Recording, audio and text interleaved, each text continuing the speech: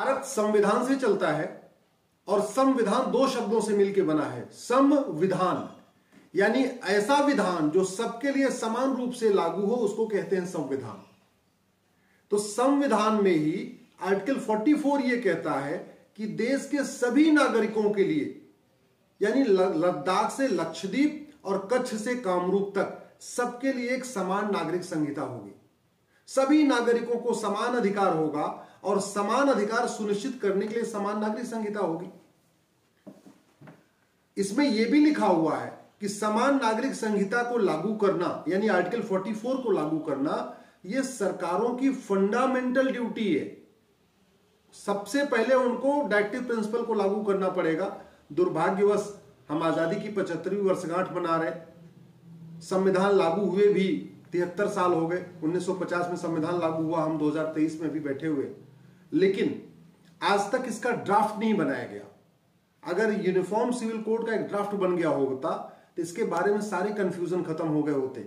जो कंफ्यूजन केवल इसलिए बना है कि यूनिफॉर्म सिविल कोड की इंटरप्रिटेशन सब अलग अलग करते हैं, पॉलिटिकल पार्टियां अलग अलग इंटरप्रिटेशन करते हैं, मजहबी मौलाना, पास्टर, धर्मगुरु अलग अलग इसका इंटरप्रिटेशन करते हैं, जबकि ये केवल और केवल ह्यूमन राइट का इश्यू है, सिविल राइट का इश्यू है।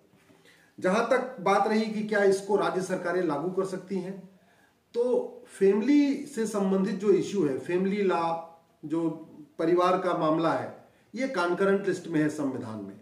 यानी परिवार के मामले में जो है व्यवस्था, उसमें राज्य सरकारें भी नियम कानून बना सकती हैं।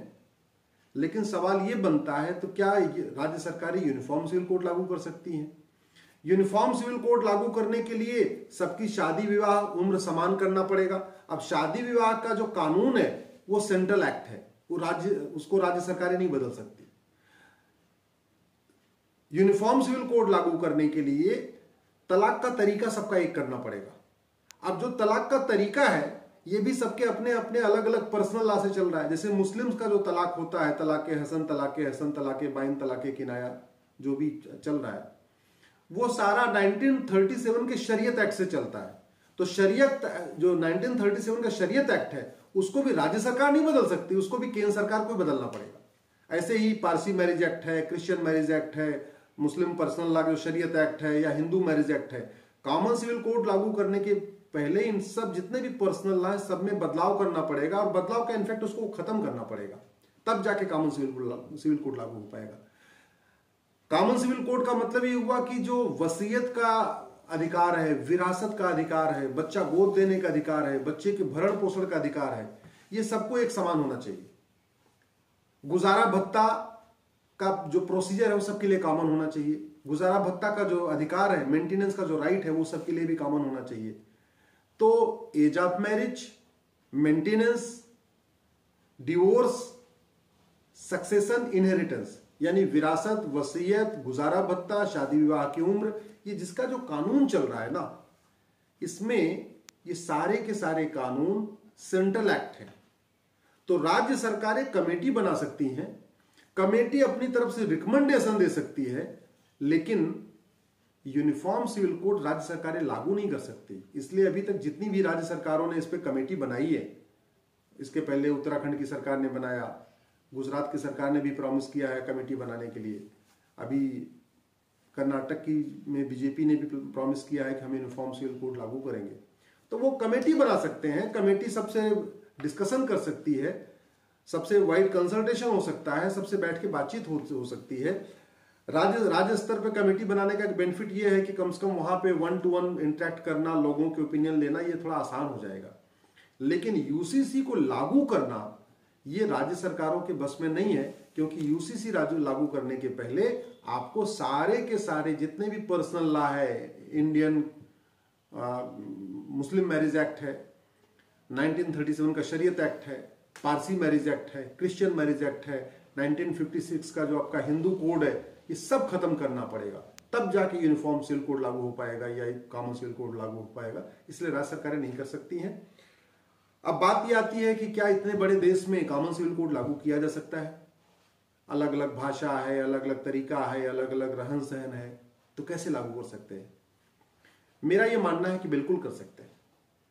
आपको एक इंडियन पिनल कोड एक ही है, ऐसा नहीं है कि केरल का इंडियन पिनल कोड अलग है और कश्मीर का इंडियन पिनल कोड अलग है, या गुजरात का इंडियन पिनल कोड अलग है, या नागालैंड का इंडियन पिनल कोड एक है। सब उसको मानते हैं, सब उसके हिसाब से चलते हैं, पूरे कोड की सुनवाई उस पर होती है। आपको उसे इंडियन पिनल कोड की तर्ज पे एक इंडियन सिविल कोड बनाना पड़ेगा।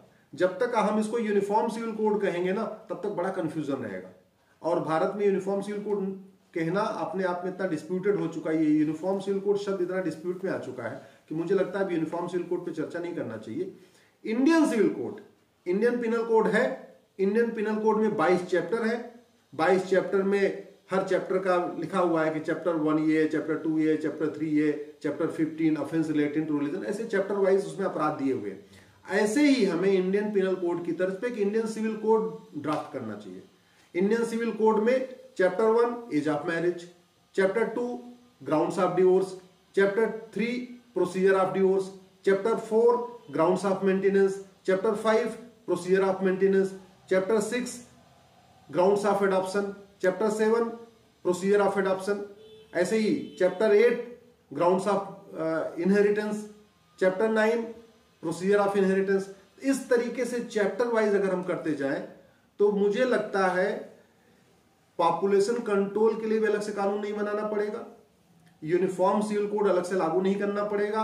एक इंडियन पिनल कोड होगा भारत में, एक इंडियन सिविल कोड होगा, लोग संतुष्ट भी रहेंगे, कोई विरोध भी नहीं कर पाएगा। भाई सब लोग बोलेंगे भाई देखो जब पिनल कोड एक है तो सिविल कोड भी एक होना चाहिए। जब एक इंडियन पिनल कोड चल रहा है, एक इंडियन सिविल कोड चलना चाहिए। तो अगर इस तरीके से करेंगे तो मुझे लगता है पूरे देश में हो जाएगा। लेकिन ये अच्छी बात है कि अगर राज्यवार इस पे अलग अलग कमिटीज बन जाएंगी तो स्वाभाविक सी बात है उन राज्यों का क्या कंसर्न है, वहां के लोगों का क्या इंटरेक्शन है, उनकी क्या फीडबैक, वो भी आ जाएगी। लेकिन अल्टीमेटली इंडियन सिविल कोड ही बनाना पड़ेगा और पार्लियामेंट को ही बनाना पड़ेगा, राज्य सरकार इसको लागू नहीं कर पाएंगी।